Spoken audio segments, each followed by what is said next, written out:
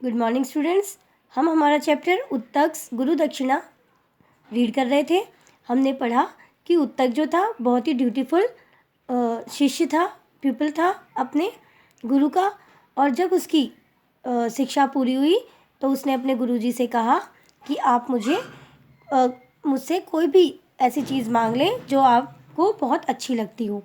गुरुजी ने कहा मेरी तो ऐसी कोई वस्तु नहीं है जिसकी मुझे इच्छा है, और इसलिए तुम तो अपनी गुरु माता से पूछो। अब गुरु माता ने उत्तक को कहा कि मुझे तो रानी के पहने जाने वाली जो कानों की बालियां हैं वो पहननी है, और वो भी 4 दिन बाद जब फीस्ट है, दावत है, उस दिन ही पहननी है, इसलिए वो तुम मुझे ला के दो। अब उत्तक राजमहल में चला जाता है और राजा से जाकर ये चीज़ कहता है, और राजा कहता है कि जाकर रानी से बात करे। पर जब उत्तक रानी के कमरे में जाता है, कक्ष में जाता है, तो वो वहाँ नहीं मिलती है।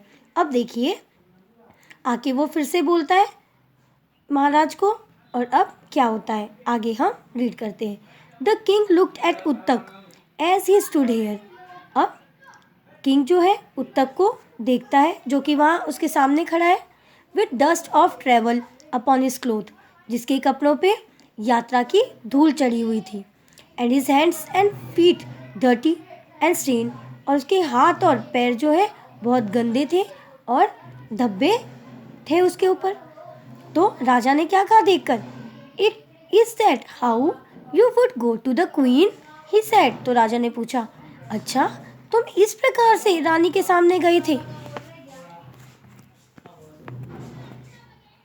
उत्तक फेल्ट अशेम्ड। अब उत्तक को भी अपनी गलती का एहसास हुआ, इसलिए उसको थोड़ी शर्म आई।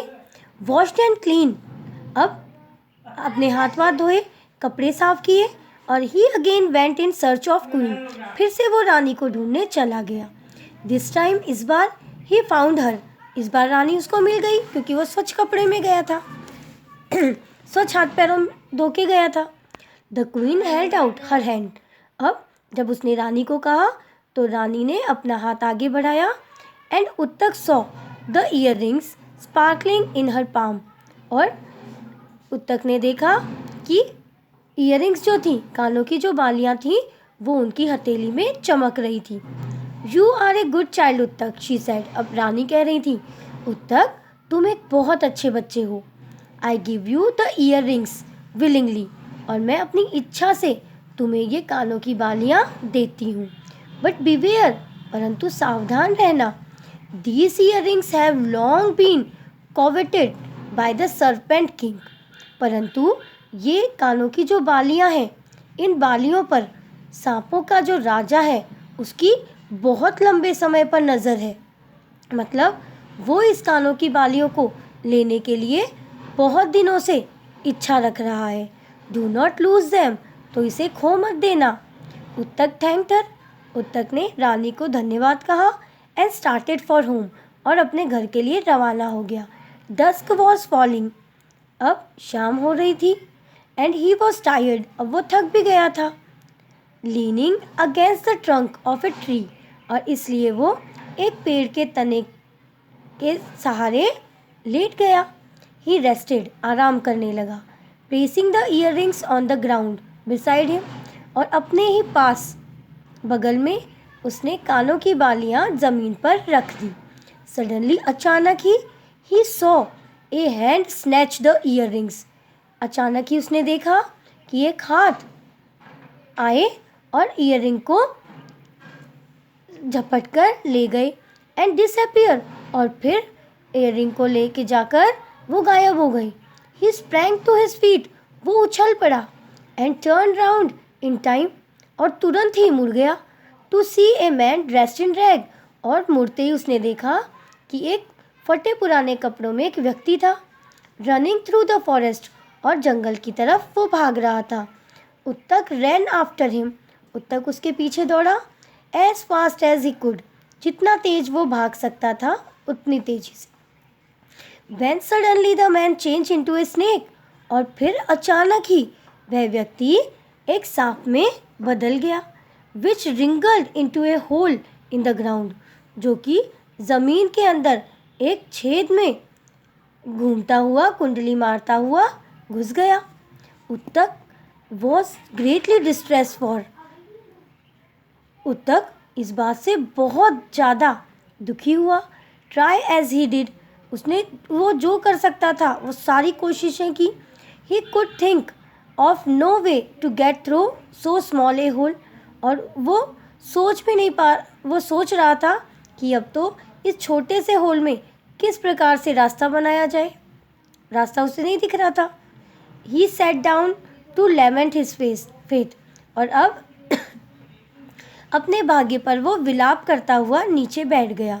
When an old man appeared before him, कि इतने में ही एक बूढ़ा व्यक्ति उसके सामने आया। Do not worry my son, he said. अब उसने कहा, मेरे बेटे चिंता मत करो। I have come to help you. मैं तुम्हारी मदद करने आया हूँ। Even as he spoke, और जैसे ही उसने ये कहा, there was a thunder and lightning. उसी समय बिजली कड़की और एक भूमि में कंपन हुआ। And a great thunderbolt felt, और एक तेज भूकंप आया। The whole earth shook with the force of it, और इसकी वजह से पूरी पृथ्वी हिल गई। Suddenly all was quiet again, फिर कुछ ही देर में अचानक ही सब सही हो गया। But the next to where Uttak stood was a big hole in the ground, परंतु जहाँ उत्तक खड़ा था वहाँ पर एक बड़ा सा जमीन के अंदर बड़ा सा छेद था। जो छोटा छेद था ना वो अब बड़ा हो गया। उत्तक एंटर द होल, उत्तक उस छेद में उसने प्रवेश किया। And found himself in the kingdom of serpent king, और अब उसने अपने आप को सांपों के राजा के राज्य में पाया। ही वॉक्ड स्लोली अलोंग, अब वो धीरे धीरे वहाँ चलने लगा। And came to two woman weaving a piece of cloth, और फिर जब वो चल रहा था तो उसने देखा कि वो दो महिलाएं जो कि कपड़े का टुकड़ा बुन रही थी उन तक पहुंचा। He asked them the way to the palace of the serpent king, और अब उत्तक ने सांपों के राजा के महल का रास्ता उन दोनों से पूछ लिया। They did not heed him and went on with their weaving, अब उन्होंने तो ध्यान ही नहीं दिया उत्तक की तरफ, और केवल अपने बुनाई का काम करने लगी। ही सॉ दैट, उसने देखा कि their cloth was made of black and white threads, कि उनके जो कपड़े बन रहे थे वो काले और सफ़ेद धागों से बन रहे थे। Next he came to a wheel with 12 spokes, और फिर वो जहाँ आया आगे वहाँ उसने 12 ताड़ियों की एक पहिया देखा। 6 boy turn the wheel round and round, और 6 लड़के जो थे वो इन 12 ताड़ियों को घुमा रहे थे।